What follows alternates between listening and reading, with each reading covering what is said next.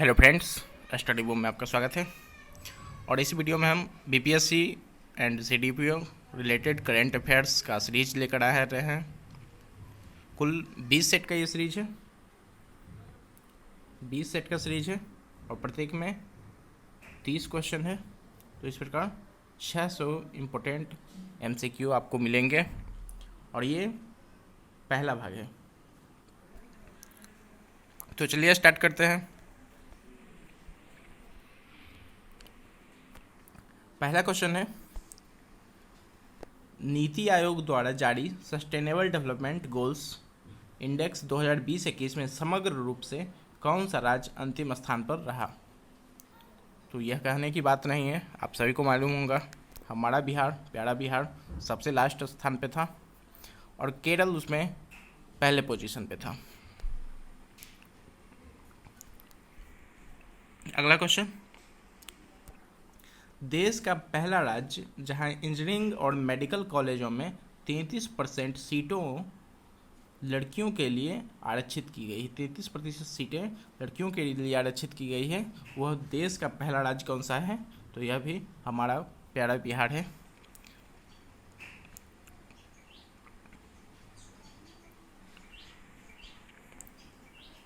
अगला question, times most desirable man of 2020 की 50 लोगों की सूची में किस अभिनेता को शीर्ष स्थान मिला है?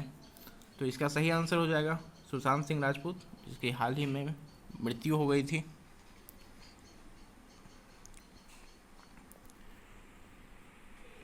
अगला क्वेश्चन है, बिहार सरकार द्वारा टीबी मुक्त रखने का लक्ष्य कब तक रखा गया है? तो 2025 तक बिहार सरकार का लक्ष्य है कि बिहार को टीबी मुक्त बनाया जाए।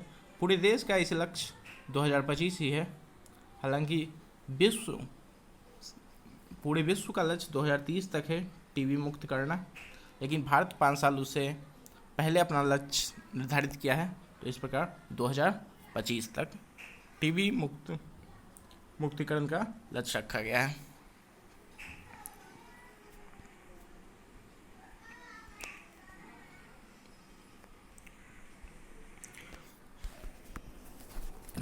अगला क्वेश्चन है, किस लेखक द्वारा लिखित पुस्तक 1232 kilometre the long journey home में बिहार के 7 प्रवासी श्रमिकों की यात्रा का वर्णन है?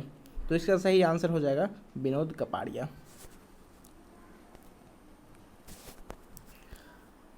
क्वेश्चन नंबर 6, बिहार में कहाँ पर एशिया का पहला डॉल्फिन एवं सिस्मोसिक रिसर्च सेंटर खोला जा रहा है? बिहार में कहाँ पर एशिया का पहला? तो यह स्थान है पटना। बिहार की राजधानी पटना में एशिया का पहला डॉल्फिन और सिस्मिक रिसर्च सेंटर खोला जा रहा है।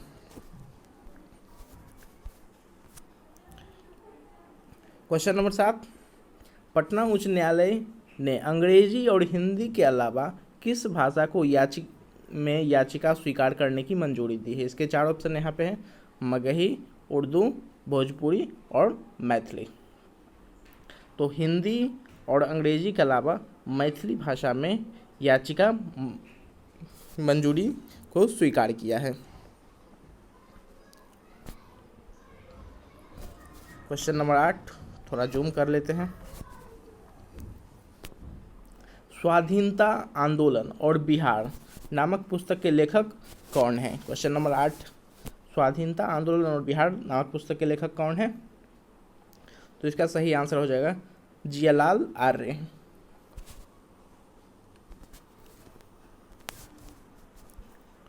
क्वेश्चन नंबर 9, पूर्वी भारत का पहला आर्टिफिशियल इंटेलिजेंस अर्थात एआई सेंटर बिहार के किस जिले में खोलने की मंजूरी दी गई है?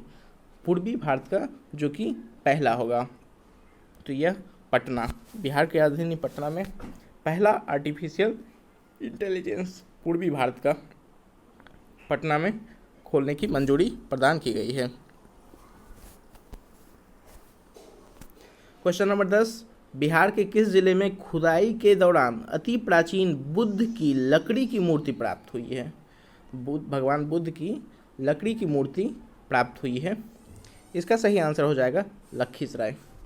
लखीसराय जिले में खुदाई के दौरान बुद्ध की लकड़ी की प्राचीन मूर्ति प्राप्त हुई है। क्वेश्चन नंबर 11, 2019 में भारत वैश्विक कृषि निर्यात में 3.1% की हिस्सेदारी के साथ निम्नलिखित में किस स्थान पर रहा? वैश्विक कृषि निर्यात में भारत का योगदान कितना था? 3.1% में पूरे विश्व में भारत का स्थान कौन सा था? तो इसका सही आंसर हो जाएगा डी, 9वें स्थान पे भारत था।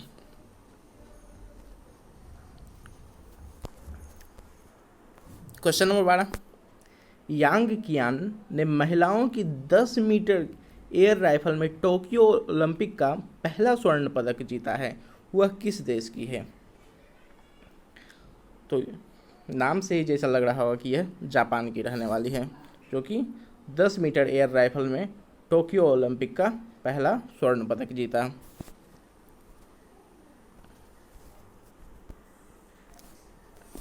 क्वेश्चन नंबर 13, निम्नलिखित में किसे सुरभि ई टैग द्वारा पहचाना जा सकता है? आपके पास 4 ऑप्शन है और इसका सही आंसर हो जाएगा डी, थूथन पर आधारित मवेशी, जिसका पहचान सुरभि ई टैग के द्वारा पहचाना जा सकता है।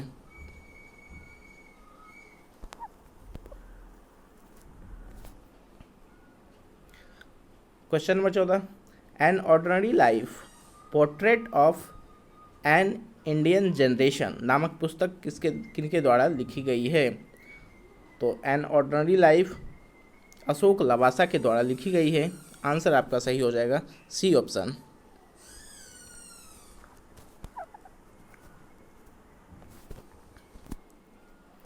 क्वेश्चन नंबर 15, गुजरात कैडर के किस वरिष्ठ आईपीएस अफसर को दिल्ली पुलिस का नया आयुक्त बनाया गया है? तो इसका सही आंसर राकेश अस्थाना हो जाएगा। राकेश अस्थाना जो कि गुजरात कैडर के हैं, उन्हें वर्तमान में दिल्ली पुलिस का नया आयुक्त बनाया गया है।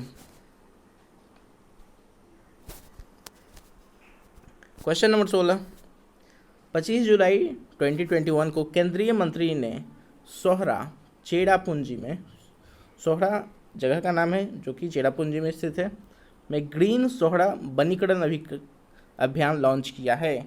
ये किसने लॉन्च किया? तो ये भारत के गृह मंत्री अमित शाह के द्वारा लॉन्च किया गया।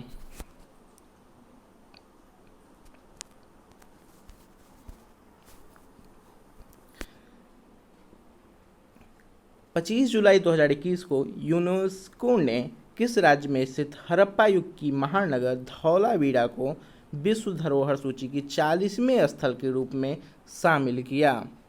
तो धौलावीरा गुजरात में स्थित है। आपका आंसर हो जाएगा डी।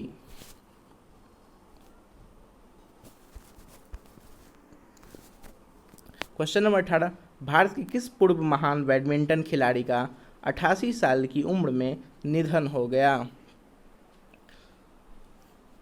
तो नन्नू नाटेकर इसका सही आंसर हो जाएगा।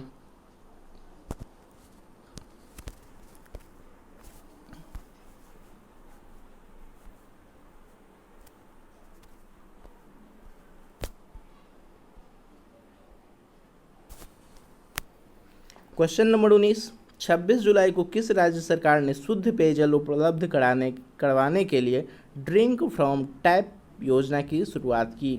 तो ओडिशा सरकार के द्वारा यह योजना लागू की गई है, ड्रिंक फ्रॉम टैप, और पूरी ऐसा भारत का पहला शहर बन गया है जहां 24/7 शुद्ध पेयजल टैप के द्वारा सभी घरों में पहुंचाया जा रहा है।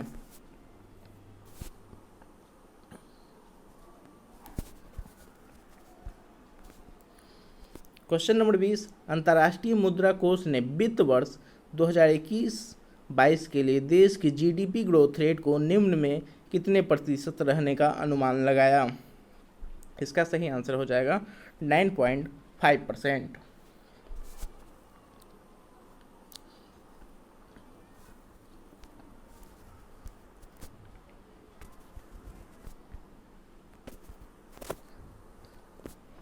क्वेश्चन नंबर 21, ओलंपिक में पहली बार शामिल हुई स्केटबोर्ड स्पर्धा में निम्न में किस 13 साल की जापानी छात्रा ने गोल्ड मेडल जीता? तो इसका सही आंसर हो जाएगा निशिया मोमोजी। बता दें कि इस बार ओलंपिक में 4 नए खेलों को शामिल किया गया है पहली बार, जिसमें स्केटबोर्ड स्पर्धा उनमें से एक है और उसमें गोल्ड मेडल जापान की 13 वर्षीय छात्रा ने गोल्ड जीता।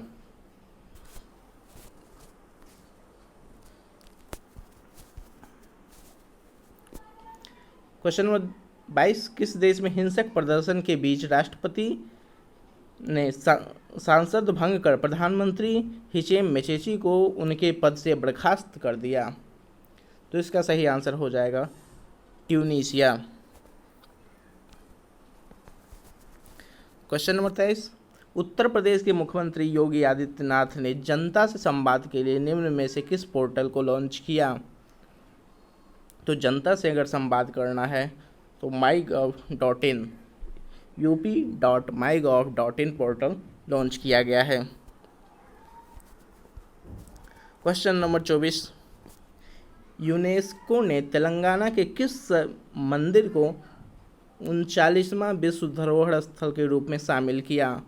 तो हाल फिलहाल में चर्चा में रहा है रंपा मंदिर या रुद्रेश्वर मंदिर, काकतीय शासक के द्वारा बनवाया गया था,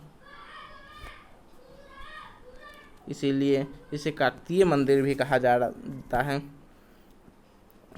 रंपा मंदिर के नाम से फेमस है और यूनेस्को में विश्व विरासत में शामिल भारत का 39वां स्थल है और 40वां धौलावीरा शहर जो कि गुजरात में स्थित है को शामिल किया गया है।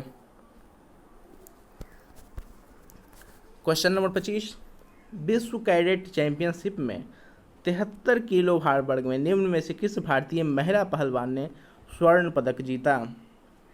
तो इसका सही आंसर हो जाएगा प्रिया मलिक। क्वेश्चन नंबर 26, निम्न में किस राज्य सरकार ने शिक्षा के क्षेत्र में आपदा प्रबंधन विषय को अनिवार्य विषय बनाने की घोषणा की है? तो एडुकेशन में आपदा प्रबंधन सब्जेक्ट को अनिवार्य सब्जेक्ट के रूप में घोषणा किया गया है, ये ओडिशा सरकार के द्वारा। Question number 27, weight lifter Mirabai Chanu ने टोक्यो ओलंपिक 2020 में 24 जुलाई को कौन सा पदक जीतकर इतिहास रचा? तो रजत पदक 49 किलोग्राम वर्ग में मीराबाई चानू ने भारत के लिए पहला पदक जीता था और वह रजत पदक था। Question number 28 very very important है ये। किस देश ने स्पेस राइस की अपनी पहली फसल की कटाई की? स्पेस राइस होता है जो कि अंतरिक्ष में उगाया गया था, तो यह देश चीन है जो हाल ही में स्पेस राइस की अपनी पहली फसल की कटाई की है। डीआरडीओ ने सतह से सतह पर मार करने वाली किस नई पीढ़ी की मिसाइल का सफल परीक्षण किया है? तो डीआरडीओ ने हाल ही में अग्नि प्राइम मिसाइल का सफल परीक्षण किया और आकाश एनजी मिसाइल का सफल परीक्षण किया है। तो आकाश एनजी का फुल फॉर्म होता है न्यू जनरेशन, तो क्वेश्चन में दिया गया है नई पीढ़ी की मिसाइल, तो यही आकाश एनजी। आपका आंसर बी हो जाएगा, लेकिन क्वेश्चन में थोड़ा करेक्शन करना है कि आकाश मिसाइल जो है सतह से सतह नहीं बल्कि सतह से हवा में मार करती है, सतह से हवा में मार करेगी। आपका आंसर बी होगा। इस सेट का लास्ट क्वेश्चन, क्वेश्चन नंबर 30, अंतर्राष्ट्रीय ओलंपिक समिति IOC ने साल 2032 में होने वाली ओलंपिक की मेज़बानी के लिए निम्न में किस शहर को चुना है? तो इसका आंसर हो जाएगा ब्रिस्बेन। तो इस प्रकार सेट 1 30 क्वेश्चन का सेट समाप्त हुआ। आगे देखेंगे, अगला सेट देखेंगे। तो जो आप इस चैनल को सब्सक्राइब नहीं किए हैं तो प्लीज़ कर लें। आपका एक सब्सक्राइब, एक लाइक, एक कमेंट बहुत सारा मोटिवेशन दे जाता है नई वीडियो बनाने के लिए। Thank you.